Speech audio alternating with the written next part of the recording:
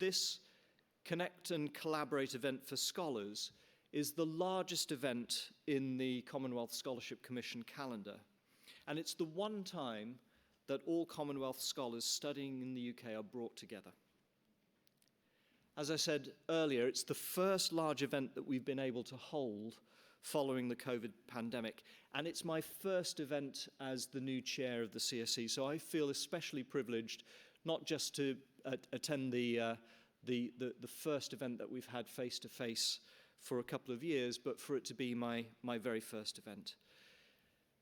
And it's the event that matters most because it's where we get to see and meet what matters most to the Commission. That is to say, the people in this room, our scholars and our fellows. We're here today to recognize and celebrate your achievements, to help to build the community and network of scholars and fellows that will be with you for the rest of your lives. We're going to show you off to others who are attending the event to show them the fantastic quality and diversity of our scholars and fellows. And we're here to work on themes that really matter to the Commission, those themes being climate action and girls' education today. It goes without saying, but I'll say it nevertheless, that I'm just absolutely thrilled to be given the privilege of taking on the role of chair. At any time, it's a huge privilege to be the chair of the CSC in the UK, but that's especially true in a year of such significance for the Commonwealth. In the next few months alone, we'll see Commonwealth Day, the Conference of Commonwealth Education Ministers, the Commonwealth Heads of Government meeting, the Commonwealth Games, and of course celebrated throughout the whole year the Queen's Jubilee. So as a critical part of the UK's enduring commitment to the Commonwealth, it's going to be a very busy year for the Scholarship Commission. I thought it might be just useful to, because most, if not all of you, won't have met me as yet. By the end of the day, I hope to have changed that significantly. I thought it might be useful just to give you a little bit of background about myself. And then I'll make a few comments about what I see as being the priorities for the Commission. Although I'm now living in the UK, I was actually born elsewhere in the Commonwealth. As you can tell from my accent, I'm Canadian. You can't tell that from my accent. I have two passports, but only one accent. I was born in Kingston, but Kingston, Canada. The reason why I wanted to try to become chair of the Commission is that my whole education has been provided free thanks to scholarships. From age 11 onwards, my whole education, all the way through to the end of my PhD, was thanks to scholarships. And without those scholarships, I can be absolutely certain that I couldn't have gone on in the first place to university. I know that because I'm still the only person in my family to have done so. And without scholarships, I couldn't have continued to do my master's, my PhD, and then eventually to become an academic. So I'm absolutely passionate about the transformative effect of education on individuals, on societies, on countries, and the importance of scholarships in giving gifted individuals like those in this room the chance to thrive. So my hope then, my aim is a simple one as chair, to see the CSC continue to support outstanding individuals, all of you, indeed to grow the support that we're able to give, and to promote even further the great work that the CSC does. Each year, we award over 900 scholarships and fellowships for postgraduate study and professional development to Commonwealth citizens. And we do so for three reasons. First, we support exceptional individuals to study in the UK who otherwise would not have had the opportunity to do so. It's a significant investment in you as individuals to give you opportunities to advance your own learning and development. To date, almost 28,000 people have taken up Commonwealth scholarships since the first group of 175 scholars arrived in the UK in 1960. And over that time, our alumni include prime ministers and cabinet ministers, Nobel Prize winners, academics, diplomats, writers, and leaders in major NGOs and businesses. So, you're selected because of your ability and your potential. But importantly, and this is really important, you are also selected because of your commitment to making a difference in your communities, your countries, and your regions through the impact of your work. There are many, many examples of CSE scholars and fellows who have done so. Some of those were featured in the videos just before we started. And if you look at our website, you'll find published there a fantastic initial set of 6 case studies, alumni from Pakistan, Bangladesh, Nigeria, Barbados, and Uganda. And if you were counting, I only mentioned 5 countries there, but there were 2 alumni from Uganda, so it's 6 in total.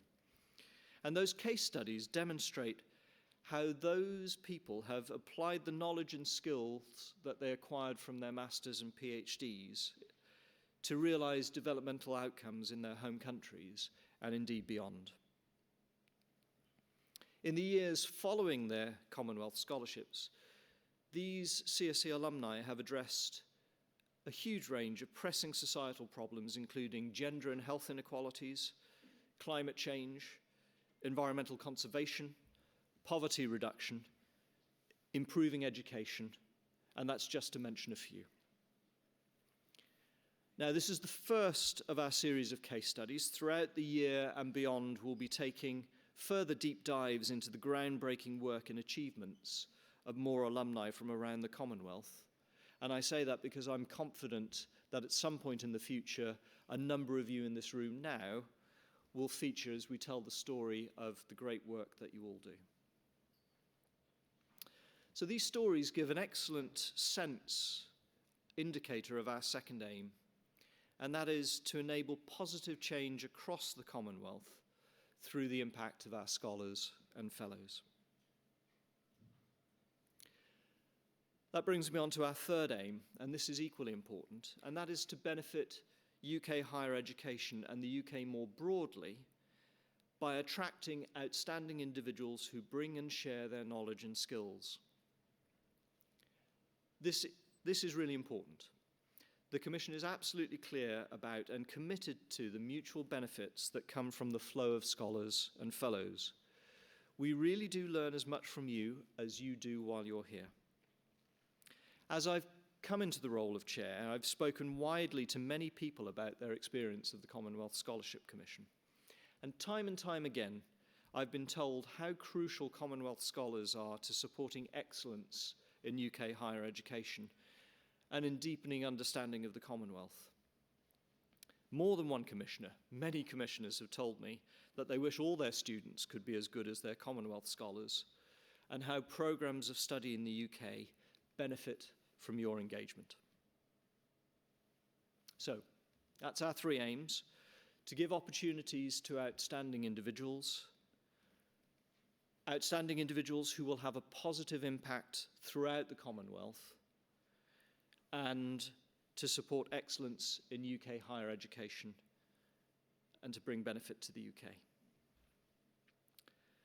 Now, while I've got the stage, I did want to take the opportunity to highlight the great work of some other really outstanding individuals, many of whom you'll know, and that is the CSC Commissioners and the CSC Secretariat.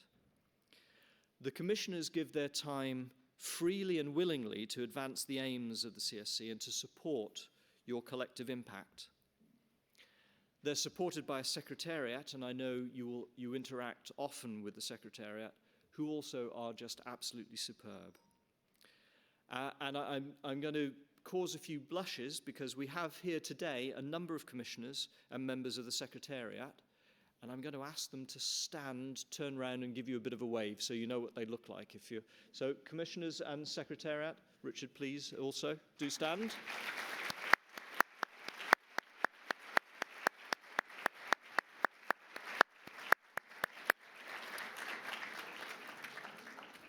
Thank you. So now you know what they look like. During the day, make sure you find them.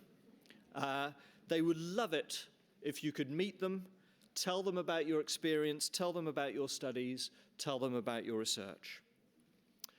Because this is what this event is about. It's giving opportunities for connection and collaboration across borders and disciplines to tackle some of the major challenges that the world faces today. The whole day is constructed to encourage you to meet with as many different people as possible to get the full benefits of the CSC network, and to get you working on the major themes, some of the major themes that are the focus of the CSC. So you know all of our awards are associated with 6 developmental themes. Today we're focusing on 2 predominantly: climate action and girls' education. Climate action has been a focus of the CSC for a long time, and just last year we've hosted 12 webinars as part of our CSC Climate Action webinar series. Our keynote speaker this morning, a CSC alum, will tell us about the amazing work that she's been doing on climate action. And the second theme that we'll be looking at today is girls' education. Later in the year, actually in March, we'll be running a special professional fellowship program promoting girls' education as part of the UK government's ambitious initiative to get 40 million more girls into primary and secondary school. And we're fortunate later to be able to welcome Helen Grant, the UK Prime Minister's Special Envoy for Girls' Education. And she'll tell us more about this topic in this afternoon session. The last thing I want to mention is to say, as I said earlier, that you are now an alumnus of the Commonwealth Scholarship Commission for life. And we hope that you'll stay a very active alumnus. It's easy to join the alumni network. There are huge benefits to doing so. It's free. You can get regular issues of the CSC newsletter, access to online professional networks, opportunities to network in your home countries. And of course, you can also stay connected through the universities at which you're studying. So in short, you have no shortage of opportunities to stay engaged. And without your engagement and experience, the CSC can't demonstrate the great impact that we all know it has. So please, please do remember to stay in touch with us. So in closing, have a great day. Connect and collaborate. Engage with and enjoy the great people and the program that we've put together today. And please make sure you say hello to me, my fellow commissioners, and the CSC Secretariat. We'd love to meet you, and we're so proud to have you as Commonwealth Scholars and Fellows. But now it's my great pleasure to hand the stage over to my predecessor as Chair of the Commonwealth Scholarship Commission in the UK, Richard Middleton. Richard was Chair for 7 years, having served as a Commissioner for 5 years before that. And he's ultimately responsible for virtually all of you in this room who will have gained your scholarships under his stewardship. Richard has had a distinguished career delivering strategic improvements in education and student services at a number of different UK universities, as well as in the health and charity sectors. Earlier in his career, he worked for 5 years in West Africa as Director of Operations at the Medical Research Council Laboratories in the Gambia. And he was a consultant for the DFID-funded Development Research Uptake in Sub-Saharan Africa project. He's something of a Renaissance man, having a first degree in mathematics with language, an MA in archaeology with anthropology, and an MBA. He's a fellow of the Royal Society of Arts and a member of the Association of University Administrators. And his contribution and service were rightly recognized in the New Year's Honours 2022 list, in which he was appointed as Director of the Order of the British Empire for services to the Commonwealth and to higher education. So it's my great pleasure to welcome Richard to the stage. Richard.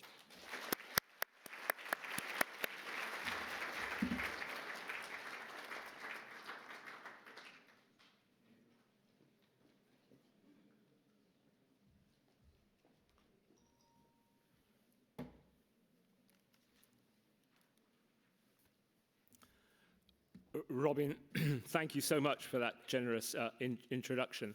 I almost recognized myself in the words that you used there. Most important, of course, is to welcome scholars.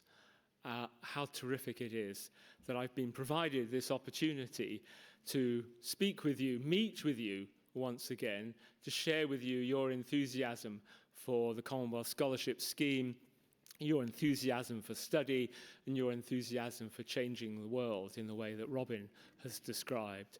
So to you, Robin, to commissioners, many, many thanks for this privilege and opportunity to say hello and farewell simultaneously to scholars and to the scheme.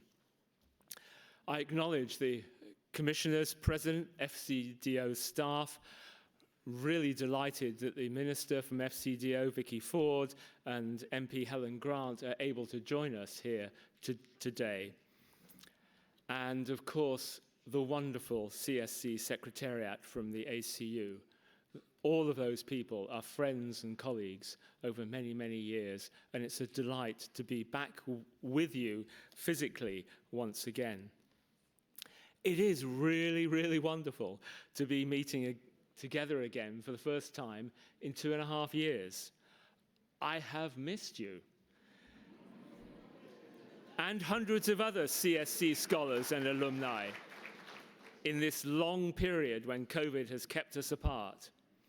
And I also respect you and other recent scholars for your impressive resilience in sustaining your research and your studies in these difficult times.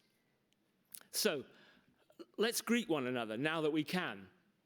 So welcome, literally, and wish success to the person next to you, to the person in front of you, the person behind of you.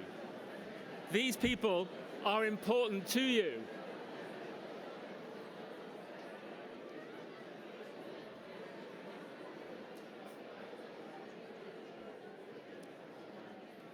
These people will be your colleagues, your CSC cohort for 2022, and hopefully they will be collaborators and active members of your network for years to come. You are all very, very special, very able, and many, many people are looking forward to and are sharing in already your success. Yeah. To you. So how can I be so confident about that? Because along with Commissioner colleagues, I read your application forms for the scholarship. They were of an extraordinary high standard and were truly inspirational. You told us of your plans to apply your knowledge and skills to change your neighborhood, your region, your country, and the world for the better. I can be so confident also because I know about the tens of thousands of Commonwealth scholars and fellows in whose footsteps you follow. Whilst I had the privilege of being chair of the Commonwealth Scholarship Commission, 5,500 scholarships and fellowships were awarded, investing over 200 million sterling. We supported every one of those individuals. We shared their success and delight in gaining a master's or doctorate, and we've stayed in touch with them since they went home. We ask about, learn about, and share in their successes and innovations as Commonwealth Scholarship alumni.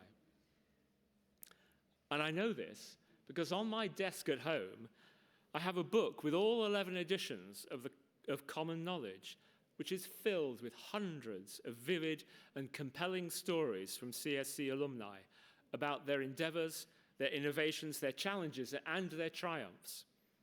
I can open it at any page, and it's an inspiration. I look forward to reading about your achievements in the very near future.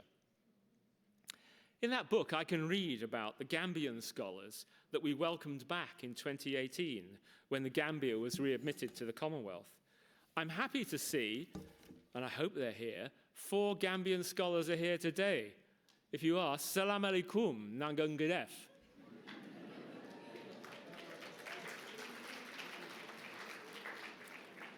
And in case you're interested, mang fi rek. So, and to others, Jambo, Habari, Namaste, Salam Alaikum, Enle. Welcome to everybody. There are reports too from the many more students with disabilities that became scholars in 2019. I remember vividly standing on this stage in November 2019, seeing them in the front row and talking with them during the day, thinking that I'd never seen a policy intention to provide more scholarships for people with disabilities be turned into reality so quickly. That's one of the triumphs of the CSC Secretariat and colleagues in the ACU that I mentioned earlier. Congratulations to them. And of course, that excellent outreach and support work continues and is sustained and is changing the face of scholars and alumni. I also see in that book that year on year, the CSC has ensured that awards are given equally and fairly to women. There are more women scholars than men in the conference hall today. A special welcome to you.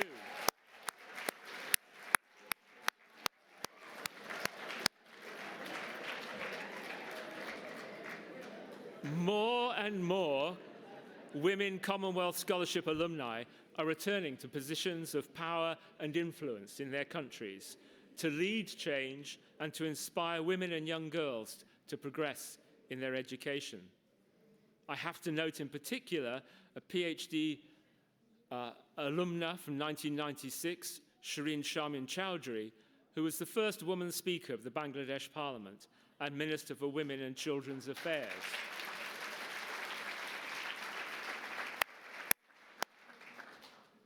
As at least one of the guest speakers today will know better than I do, educating women and girls has countless economic and social benefits and should be top of our development objectives. And did you know this, scholars?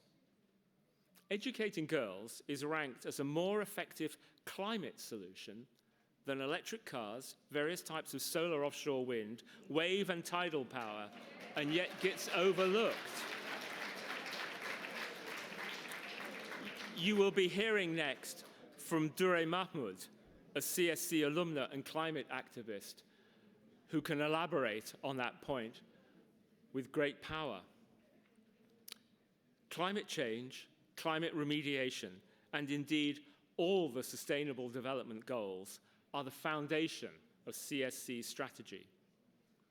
Your studies and the achievements of Commonwealth Scholarship alumni are testimony to the passion and commitment that you have to work collaboratively in your own country and across national boundaries to hold the world back from the brink of environmental disaster. I applaud you. I celebrate also the great work of alumnus Dr. Ramasur Roshan Tiwari, who was awarded his scholarship in 1985 from the University of Mauritius, and who has for decades researched practical ways to preserve ocean health and life and to enhance agricultural production, not only in Mauritius, but in other small island states. As chair, when I visited Fiji, I had the privilege to visit the University of the South Pacific and learn about its leading work on keeping the oceans blue and safe.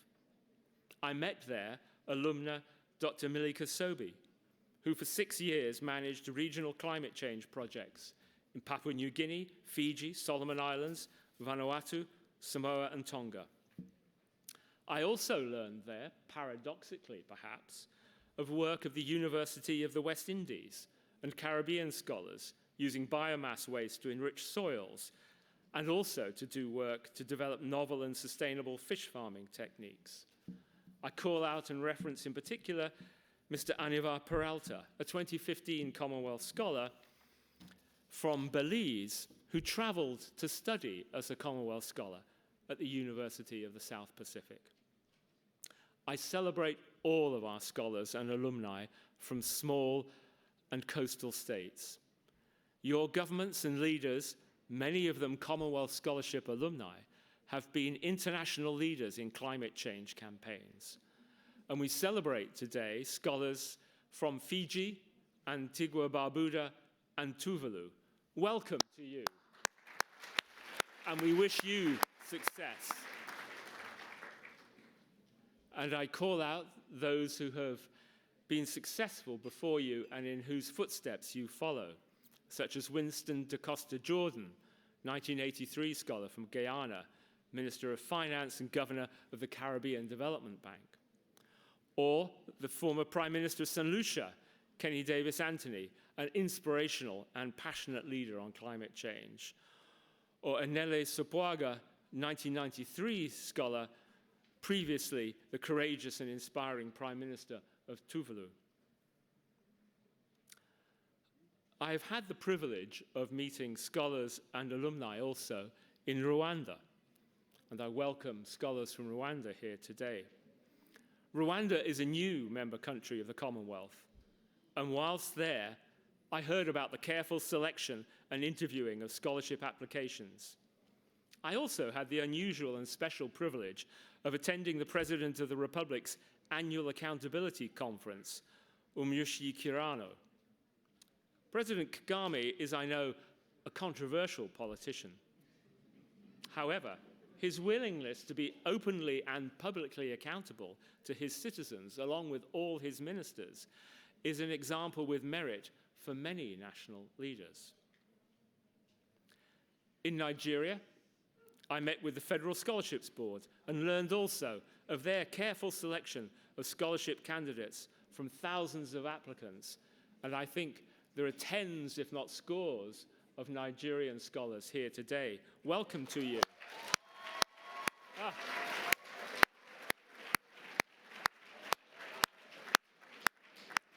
Who knew there would be so many? I also talked with the wonderful Nigerian Commonwealth Scholarship alumni group, COSFAN. Whilst I was there, they had prepared a practical guide to recent legislation on inclusivity for people with disabilities, and they were promoting practical ways to improve equality of access to services and facilities, themselves making personal pledges to implement changes, the very model of Commonwealth Scholarship alumni. It was inspirational and wonderful. I was also fortunate to be at the inauguration of the Commonwealth Scholarship Alumni Association of India in 2015, hosted and arranged by our long-term partners, the British Council. And I spoke also on that occasion at a meeting of Indian universities. The government of India has been a strong supporter of Commonwealth scholarships, and India's great universities have produced exceptional scholars and alumni. And I'm confident that there are further exceptional Indian scholars in the room with us today. Yes, come on.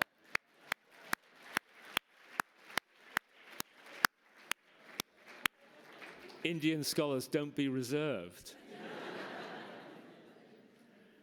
There are, of course, thousands of similar stories from all the 54 nations of the Commonwealth and their 2.5 billion citizens that I could have told you about. The foundation of all this is, of course, the Commonwealth itself and the commitments made by Commonwealth education ministers over 60 years ago to create an enduring programme of scholarly and citizen exchange between Commonwealth nations and universities, for the benefit of the brightest individuals, for the benefit of universities, for the benefit of national development, and through that, to enable a fairer, peaceable, and sustainable world. We, in the Commonwealth Scholarship Commission, have, as I have shown in those earlier examples, contributed significantly to those inspiring aspirations for a full 6 decades. Tens of thousands of Commonwealth scholars and fellows have studied and learned in overseas universities. Returning home, their lives changed, in turn, to change the lives of their fellow citizens. I estimate in today's money that the UK government has invested more than £1.25 billion in this wonderful programme. All nations of the Commonwealth have also contributed substantially to it, and all of them have benefited immeasurably. The Commonwealth Scholarship and Fellowship Plan is a bright sun providing warmth and hope in the all too frequent dark, stormy panorama of international relations.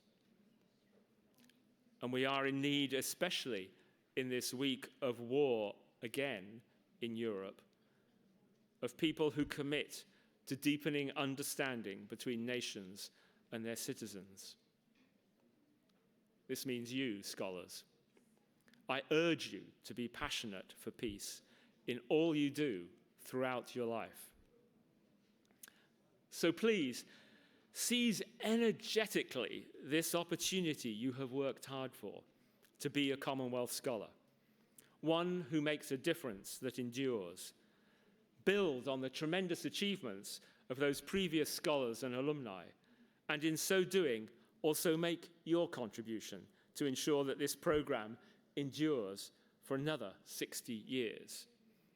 And that will happen if you can show that investment in your scholarship reaps the multiple rewards in better governance, sustainable economic development, more women and girls in education, as well as greater understanding and compassion between people of different nations. It has been an extraordinary honor and privilege to steward this wonderful organization as chair of the Commonwealth Scholarship Commission for 7 years. I look forward, as I step aside, to hearing how the CSC and all of you inspiring scholars thrive in years and decades into the future. So, thank you. Good luck to you all. My very best wishes for your success and happiness. And of course, Robin, especially to you. I'm confident that you will enjoy being chair, that you will be inspired and uplifted by the terrific scholars. And if you are ever lacking energy at any moment, you will know that there are thousands of people cheering you on and supporting you. All the very best, Robin, to you as chair of the Commonwealth Commission and to fellow commissioners. Thank you.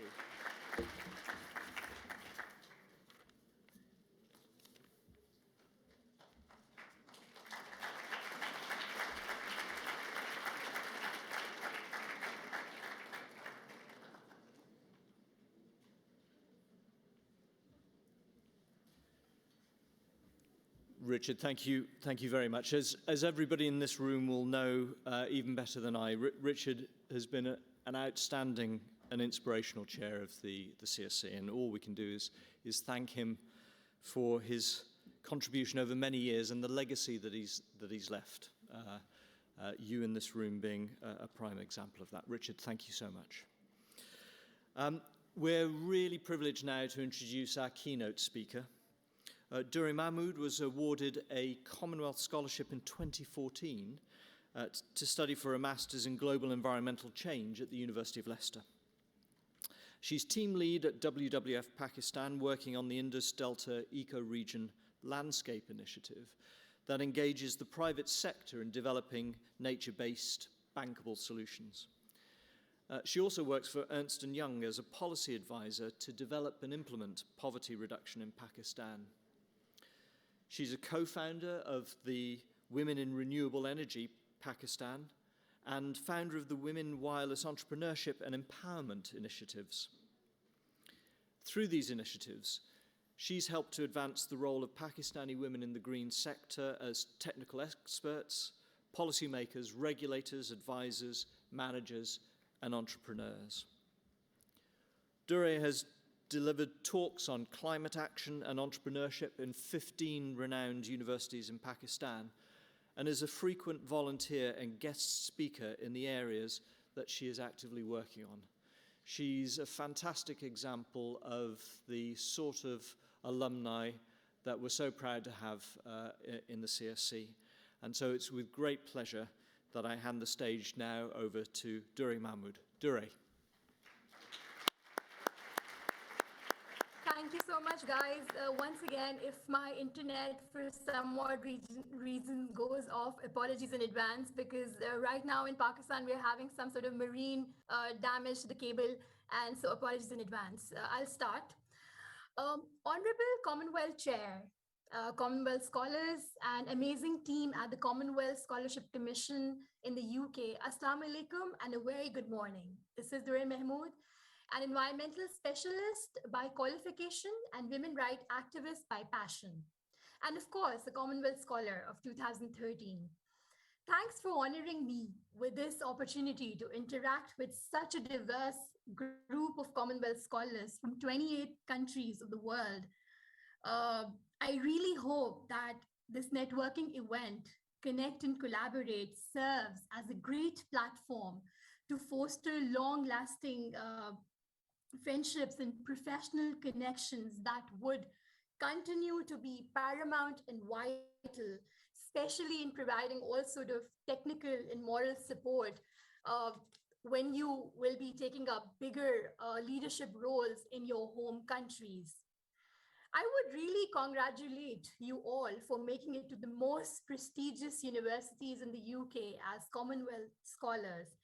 And it gives me an immense pleasure to share my Commonwealth Scholar journey. And I hope you pick a thing or two, and which helps you in your to prepare for your experience ahead. So, next slide, please. So I went to University of Leicester and pursued my master's in global environmental change. And so when I went back to Pakistan in 2019, uh, sorry, I'm just trying to put up my slides here. Yeah, right, good. Right. So when I went back to like my country, there were challenges everywhere, and I was really confused that what to do. And Napoleon's golden words like really provided me with the biggest career pathways, aspirations, and I would reiterate that with every adversity, there's an equal or greater benefit. With every problem, there's an opportunity. Even in the knocks of life, we can find the greater gifts. So I'm here basically referring to the few of the human development challenges that my country is facing today, from social and economical inequality to illiteracy and malnutrition, to health issues, to communal violence, to ethnic tension, violent extremism, environmental degradation, poverty, and women disempowerment above all. So definitely you are going to be disappointed that, like, especially for me living in a fifth populous country, every time I used to apply for job opportunities, I never got a response, and it literally took me 1 year. So what I did, that I sticked to my big idea, which was about creating that social change through through climate action, and or empower women, because we're facing really inequality issues in our country. And that's where after one year, what I started doing is I did a lot of internships, a lot of unpaid work, a lot of volunteering activities. I started my own campaigns, and it's not going to be easy for you as well. And you need to find that big idea that you support, and you have to stick to it. So on the right, you can see a picture from my volunteer work back in 2015, when I used to go to a village 60 kilometers away from my house in Rawat, and I used to teach these girls English and science, especially science and the climate science, and tell them that how Pakistan is being the seventh most vulnerable country, and we are facing the problem, and how we could adapt to these changes. So here are a few sectors that I worked. It's my 8th year in my professional journey, and I've worked in women empowerment through supporting different entrepreneurship programs. Because see, there are job issues, there's unemployment situation. So I believe that entrepreneurship is the key, is the tool through which you can create more jobs, you can empower people. Then I did women empowerment work in climate action through supporting women in green sector. Guys, can you hear me? All right, guys, can you hear me? Okay. Hello, can you hear me?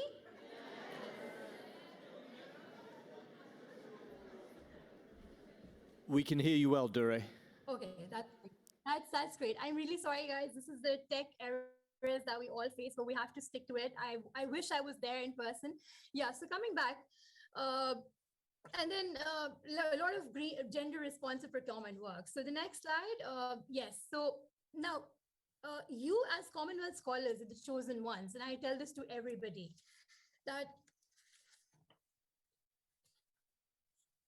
the evaluators and the managers have done a great job to pick you up, and you, because they saw some spark in you.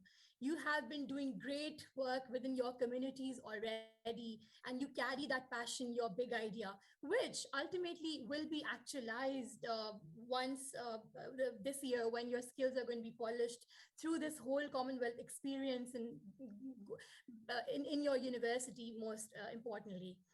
Hence, being a Commonwealth scholar really means having greater responsibility on your shoulder, have more work to, you have more hard work to do, you have to initiate more new gigs.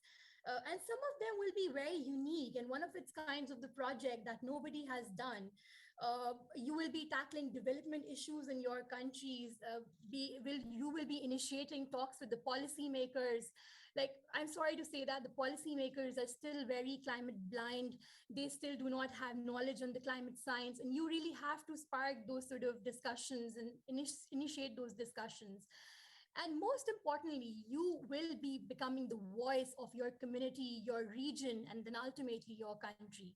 On the right, you can see here is I'm sharing a panel with Women Development Minister, and we are talking about that how we can make the local governance system so strengthened that women and local communities could under community-driven local development programs, improve the service delivery, or perhaps adapt through the climate action.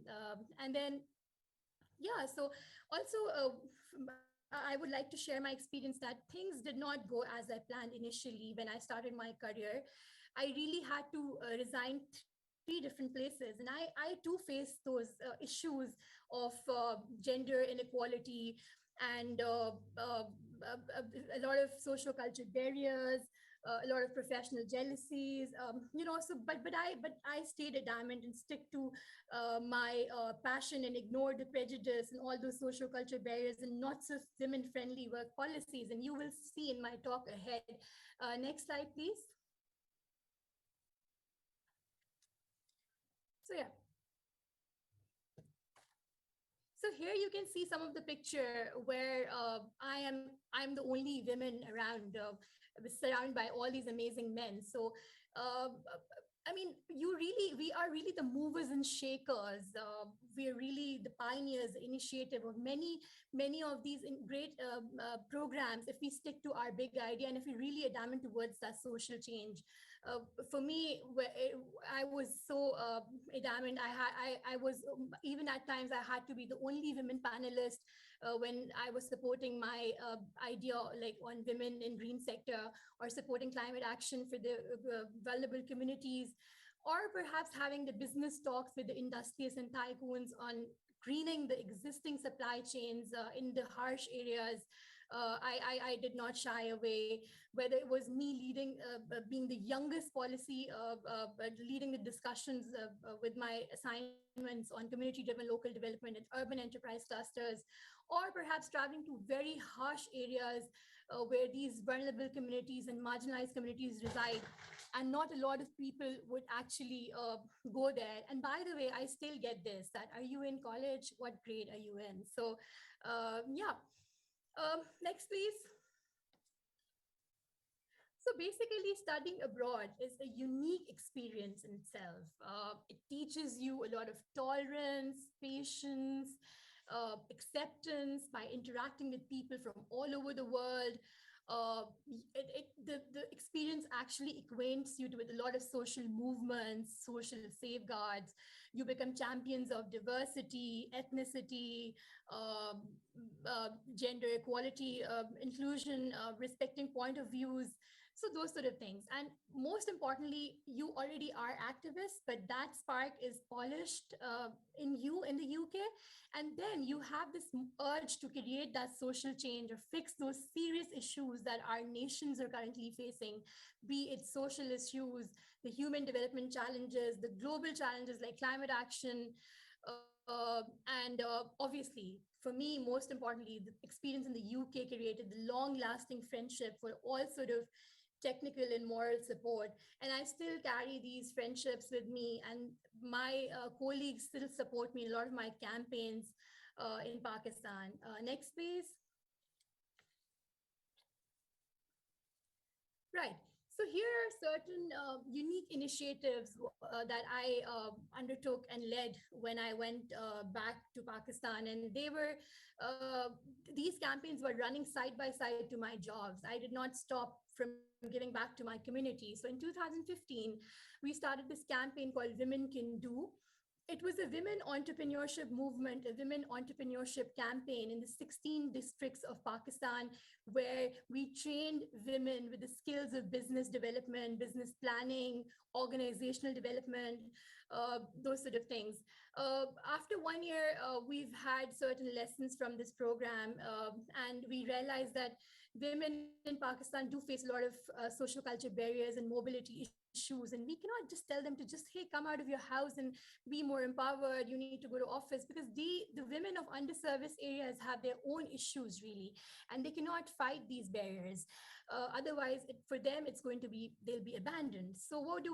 So then we designed another program that aimed at equipping them technically with the skills of information communication and technology, where we expose them to different software techniques, where they can sit home and polish their entrepreneurial skills and do a lot of freelancing work. So that was this program that we did in underserviced areas of Azad, Jammu, Kashmir, Peshawar, Quetta, all these hard areas of Pakistan.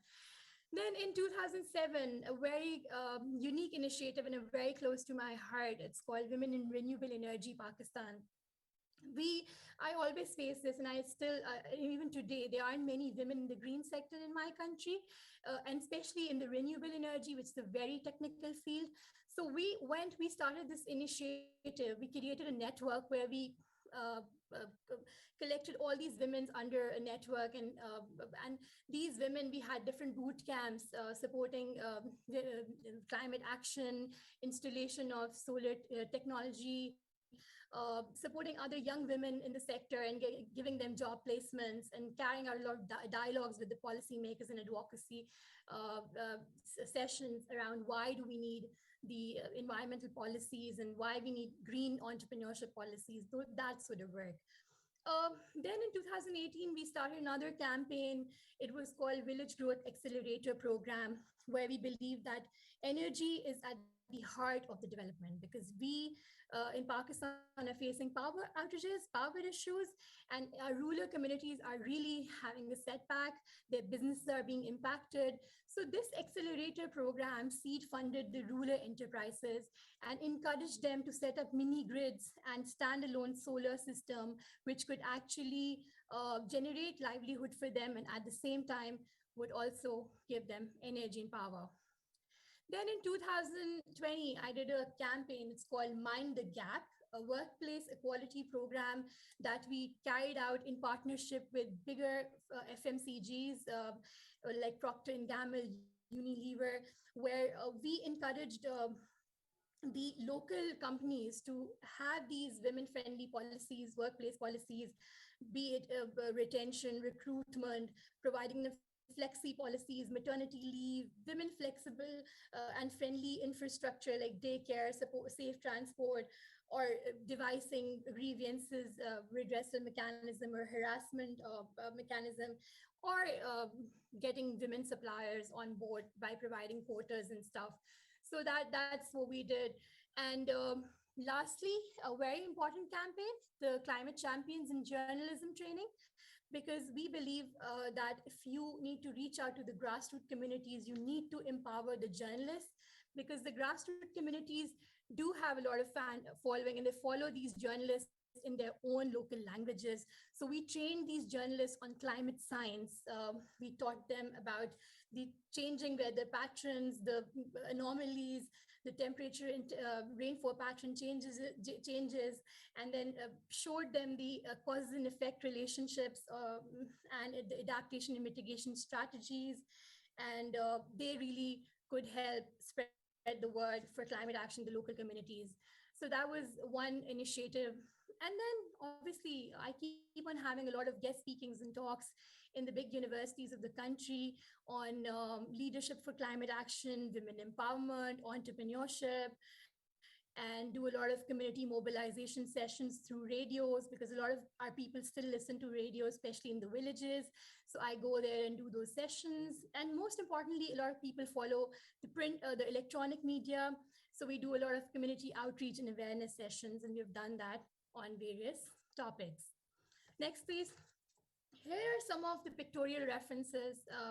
Seeing is believing. So you can see the first picture is me on the national television. It's called Pakistan TV. So that's me talking about gender equality. Then the second picture next to it is me traveling to a tribal area. It's called Sawat. And you can see that's not me wearing a mask, but this is where women need to cover their face. And that's where you can see me with the masks. So, and then next to it is another community awareness session on climate action. These are the local communities, the grassroots communities in Sindh, which are very much vulnerable to the flood situation and drought. So we're empowered, we're having a sessions, and then obviously women entrepreneurship sessions where these women are being equipped with the tailoring skills and how they could be equipped with a modernized tailoring and how they can use ICT to look into the designs and all those sort of things. Then next to that is some of my talks in the universities, the big schools. The picture below, you can see me standing with my beneficiaries. I had a publication on women's social, economic, and political empowerment as a result of 86 million euro funding from government of Pakistan and European Union, and I just looked at the patterns of empowerment, and that's where I'm standing with my published work. And the last one is me with the radio advocacy sessions with the host. Next, please. So these are the few ones. And here is some of my work that is published at high level through the policy advocacy sessions and through different third-party assessments and studies that we did. First of all, very important one, which I did, was an evaluation women's social, economical, and political empowerment in 7 districts of Sindh. We looked at the community-driven local development programs. Then I did a study for UN Women on how gender-responsive procurement could be integrated in the public and private sector. Then I also did community-driven local development options for Pakistan, especially in Sindh. I did a lot of work around the enterprise landscape because we are now working in the green entrepreneurship, and that's like my passion. I started with entrepreneurship and now ended up with green entrepreneurship. So I'm doing a lot of work around it. My initial introduction, you saw that I'm heading a project that is to fund the green businesses or to fund the existing businesses to transition to eco-friendly practices. So under that, we're giving minimum 10 million seed funding to these businesses to transition. Then there's a lot of green credit feasibility studies and work on the renewable energy investments through French donors. And then most importantly, I'm working with World Bank to look at the safeguards part on the bigger projects, whether it's in aquaculture investments and all. So now the last slide, very important slide I've put up, and this is important because climate change is everybody's concern. It's not just because I'm an environmental specialist, so I have to support it. It's everybody's concern because we are all facing the brunts, all of our countries, especially the developing countries. So how do the developing countries join this climate action bandwagon? And what do we do? Number one, very important, circular economy. We have to be cognizant of our waste consumption and be very responsive in the consumption and also the production.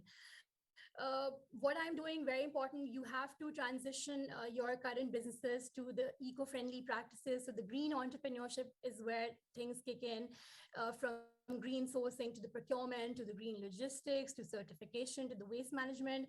You have to ensure the clean and eco-friendly practice across the whole supply chain of a business. So that's important. Then you transition to the renewable energy in the internal operations and shift to that prosumer approach, which is basically approach where you produce your energy and or power and supply the a surplus to the grid or the communities that do not have the power. And a lot of advocacy and awareness session that everybody can do. You don't have to be a technical expert for this. You have vulnerable and marginalized segments. Some of you represent these indigenous communities. You should go back and talk to them and tell them that how they can adapt to these extreme climatic events. Talk to the journalists. They don't know about the climate science. Policy makers and youth activism is very important, especially with the countries that have most of their population in this bracket of youth. And most important thing is that most of our plans and policies in our developing countries are still climate blind. So we need to have cross-sectoral integration and coordination efforts for climate action, and that's very important. So that's it. Thank you so much once again for listening to me and taking out time. And it's really an honor. And I would really like to, let me just open my mic, camera once again. Okay, sorry. Yeah, I was actually really scared that my internet would go any minute, so I just shut off the video. So I think in the end, I would really like once again to thank the Commonwealth Scholarship Commission for giving me a chance to share my journey with you and have an honor to be speaking to our future leaders. And one last takeaway and advice that I would like to give you that, see, in the actualization and pursuit of your big idea, you're wholly solely dependent on the networks and social capital. So please invest in building that social capital, which could be harnessed and relied on, especially when you hop onto the journeys of creating that long-lasting social change. And most importantly, when you're tackling some of the most pressing challenges that our nations are facing today, especially the climate change and the peace and harmony. So thank you so much for your time and attention.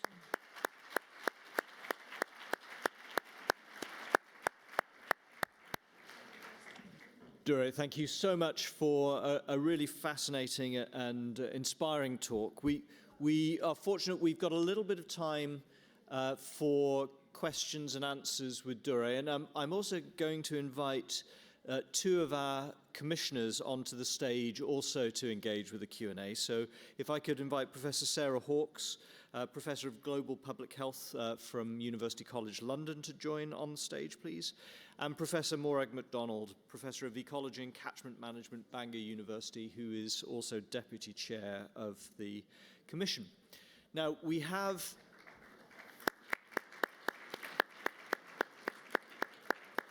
While they're taking their seats, we have roving microphones. So I really encourage you to ask questions, but not before the microphone reaches you. And then when you do ask your question, if you could say who you are, where you come from and where you're studying, that would be great. And then into the question you go. Is that okay? So we have already, we know, I'm hoping Mohammed Udin from Bangladesh is somewhere in the audience. If you're, Mohammed is just there. So if we could, Mohammed has submitted a question in advance and therefore gets to ask the first question. So the microphone's just making its way towards you, I hope, Mohammed. Please do stand up, reintroduce yourself, and then give us your question. Hello, everybody. Thank you very much for giving me this opportunity. And thank you, Commonwealth Commissions, for giving us nice opportunity for coming here and meeting with you all and all the chair, former chair, and everybody. My question is actually how circular economy and the development can go and work together, because this new phenomena is really important to understand, especially for the developing countries that we're working for.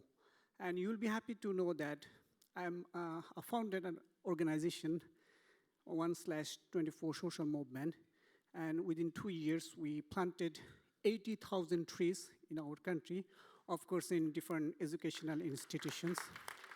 And I also work with education and health. We provided free healthcare and medicines for thousands and educational materials for hundreds of students, disadvantaged, of course. So the thing that I'm emphasizing on circular economy, because I'm doing research on that, PhD at University of Essex on circular economy and entrepreneurship. So how this new phenomena that the government of the developing country that they can address as climate change is real. Thank you so much. Mohammed, thank you. So, Dura, if I could turn to you first. So how do you get countries to implement the circular economy? Right. So first of all, for some of you who do not know what circular economy is, I'm sure we have scholars from the other sectors too. So it's basically an approach which is to do with the waste minimization and transforming the way products are designed and used. So like I said, that we have to be very responsive with our consumption and production. So, like, circular economy is actually a phenomena that reduces your carbon emissions across the economies through strategies that reduce emission across these value chains and then retains that embodied energy in these products or sequester carbons in the soil. Now, how we developing countries can integrate the circular economy to adapt to climate change? And my answer is to green the existing business. And how do you do that? In the greening of existing business, first, for example, we make sure that when we source raw material or we procure the raw material, these have to not put any pressure on the local ecosystem or the natural ecosystem, we say. I'll give you an example from your own country. In Bangladesh, now the efforts have been made to move towards the synthetic fiber in the textile industry. So that means that you're not putting a lot of, you're reducing your carbon footprint on the natural fibers for the textile industry and moving towards bamboo leaves and all those sort of things. So that's one great example, because this puts up a pressure, reduces the pressure on the land to cultivate more cotton bales and those sort of things. Then you also need to ensure that the logistics are clean. So with an internal energy generation should be on the renewables, like for example, could be on solar, wind or hybrid. But most importantly, our countries are agriculture, we're an agroeconomy. So we do rely on our food production system. So what we can do and what we're doing in our countries, that the waste could be minimized by recycling it back, like the biomass especially could be used for value and for the energy generation. I'll give you an example. I'm working with an industry. It's a sugar mill called Ranipur Sugar Mill in Pakistan. And what these guys are doing is that they have bagasse, which is the sugarcane waste. Now, what we're doing with the bagasse, earlier they used to burn the bagasse, which would put more of the carbon emissions. And we had the situation in Delhi and in Lahore, where you have people cannot even breathe properly because of the poor air quality. Now, what these guys have thought, the Sugar Mill Association, that we will turn the bagasse, the sugarcane waste, into tableware, into the value added products, where they be create tablewares, the paper cups, the packaging material. And it really has a demand in the Middle East, in the European countries, in the UK. We will have recycled tableware. So that's an important thing. And then second thing they'll do is that they'll produce energy by utilizing the biomass within their internal energy operations. So that's one thing. And this is and then there are other companies, like for example Procter and Gamble, Nestle, Unilever. Now they're recycling the plastics, and what they're doing is that they've put up a refilling plants where you can just take your shampoo bottle out there and you can just refill your shampoo. Or perhaps these sort of a very small campaigns, but things are happening. So ultimately it's to do with the responsiveness in our consumption and production patterns, and that is going to be to help the ecosystem to be more resilient and to sequester more carbon and give that earth that carrying capacity to recoup the lost productivity and be more resilient in adapting towards these changes that we're facing. Perfect. Thank you, Dora. That's a really wide-ranging, comprehensive answer to that. Plenty of ideas there. I'm we've got somebody at the back. We've got time for a couple more questions, so somebody at the back. Remember to introduce yourself if you could. Yeah, good afternoon. My name is Michael Fadei. I'm from Nigeria, and I'm doing a PhD at the School of Global Studies, University of Sussex. My question is about one of the broad themes of the CSC, that's access and inclusion. In a lot of programs and policies and interventions that we come up with, most times we forget to talk about persons with disabilities, and in particular women with disabilities, even that the UN has recognized that they belong to the poorest of the poor. So if we are to totally ensure that there's meaningful development, how do we begin to ensure that, just as the CSC is doing, we begin to mainstream disability into all that we're going to do so that we can truly say we have achieved development, because development cannot fully take place if everyone is not included. Thank you. Thank you. Good. Very, very good question. I wonder, looking at my fellow commissioners, Morag, Sarah, would either of you care to do an initial response to that? That was a great question, and I hope that you can hear me and that this microphone's working. So by way of a quick introduction back, my name is Sarah Hawkes, and I'm Professor of Global Public Health at University College London. And there I run a centre for gender, global health and social justice. And so within the realm of gender equality and social justice, issues of inclusion and equality are really, really top of the kinds of issues that we're working on and thinking about the entire time, kind of irrespective of which sector we're talking about. All of us, I think, and I think this comes to the core of one of the strategies that I'm going to reflect back on to answer your question, that all of us are responsible for ensuring equality, diversity and inclusion, no matter what pathway we choose in our careers. This isn't a principle and a concept and an idea of humanity that we kind of contract out to somebody else to do. You know, we appoint an equality, diversity and inclusion officer, and that's their job. They're responsible for ensuring that everybody's voice is counted and everybody gets not just a seat at the table, but a voice at the table. I very firmly believe that it is an issue of responsibility for every single person in the room, that no matter where your career takes you, you have the capacity to ensure, no matter what aspect of diversity and inclusion we're talking about, whether it's disability or whether it's gender or sexuality or migration or people who are refugees, no matter what that aspect is, that we can all do something about it. But fundamentally, and I think this to some extent also reflects back on the first question that Dure answered, we all live in states that have signed up to ensure that each of us have an equal voice. So I think one of the big challenges moving forward for your generation, as it has been for my generation, is how to hold states accountable for the commitments that they've made to treat all of us equally, because we know that that doesn't happen.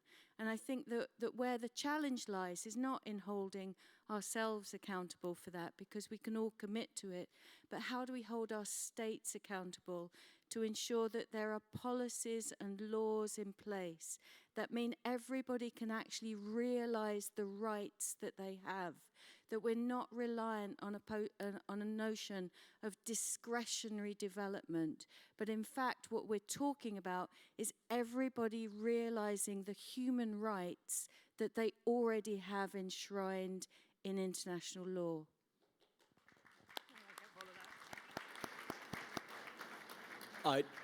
Sarah, thank you very much. I thought that it's a terrific question. You know that one of the 6 themes for the Commission is access, inclusion and opportunity. And you heard Richard mention about the progress that's been made in terms of gender balance.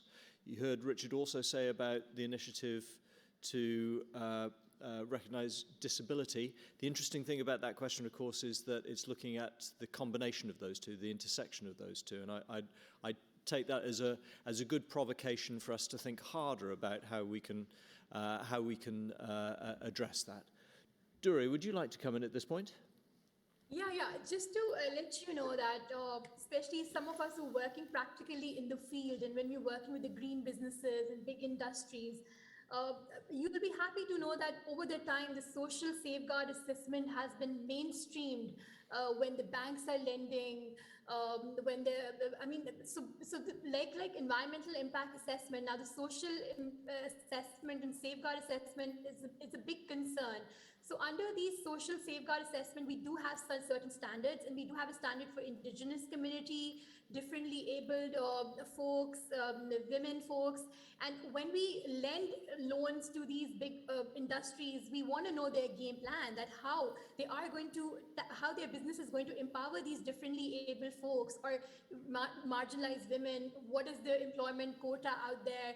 So, and like ma'am said, that you have social specialists to do that sort of work. So we were like international development agencies like World Bank, like FMO, like DFID, UK's DFID, they're very, very serious about safeguards, especially when they're giving the grants to these the developing countries for climate change and other poverty reduction initiatives. So yes.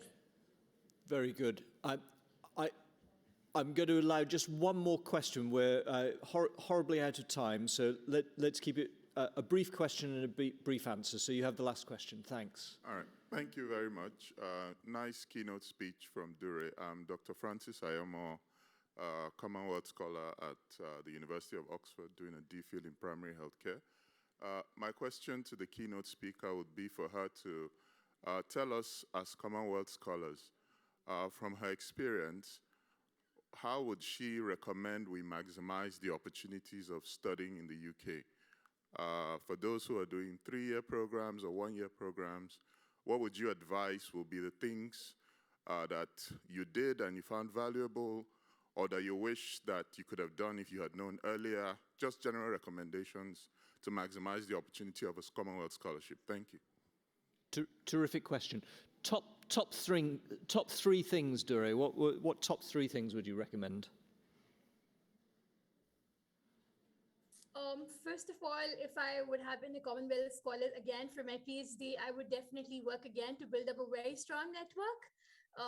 Would interact with specialized experts, because UK is a repository for all sort of knowledge. We joke here in my country that we're just looking at waste management, but in the UK, if you have to do a dissertation, it's definitely going to be that the waste, something like the 0% one risk to the aquatic species from that down the drain chemical that goes in that particular stretch in a river. So you guys are really talking where we cannot even fathom for like 100 years. So I would really urge the scholars to build up that network and interact with these professors, get those contacts, because they are going to be very helpful. Their advice are going to play a part when you'll be designing programs in your own country. Most importantly, pick up the frameworks, what UK is doing for, like, be it social safeguards, environmental assessments, be it in your own field or the other fields. So these frameworks are really important, like gender mainstreaming frameworks. There's frameworks for everything now. A lot of, most importantly, in the UK, you have access to free resources, books. We do not have it back in our countries. So download as much as papers you can. That's very important tip. And these are the few, and then most importantly, travel. Please do not just spend time in lab. Travel, learn, meet people, interact, because those are the experiences that you're going to take throughout and you cherish for the rest of your lives. So this is important. Thank you, Dore. So network, frameworks, travel. So that the first is what this day is all about, networking. But before I tell you about the rest of the day, can you please join me in once again thank our keynote speaker, Duri Mahmood. Duri, fabulous. Well done.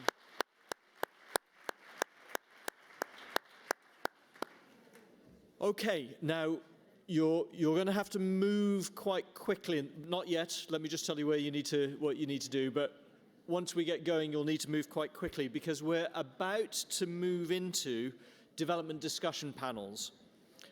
We're really lucky to have a range of experts here today to help guide us through all of that. If you check your final detail, I'm going to tell you something important in a minute. If you check your final email, details email, it will tell you which discussion panel you're attending. They're up there on the screen as well. One plea is please don't change from your allocated workshop. It's all been carefully planned, so please go to the one that you're meant to go to. There'll be lunch then at 1:30 in the Pickwick room. There'll be people to guide you. And then we're going to start again promptly at 2:30 in the Networking for Development workshops. And again, which workshop you're in will be in your pack. Then we will reconvene here at 4:45. So please be back at about 4:40, where we'll welcome our senior guests from the Foreign and Commonwealth Development Office. So enjoy the rest of the day, and I will see you again this afternoon for more.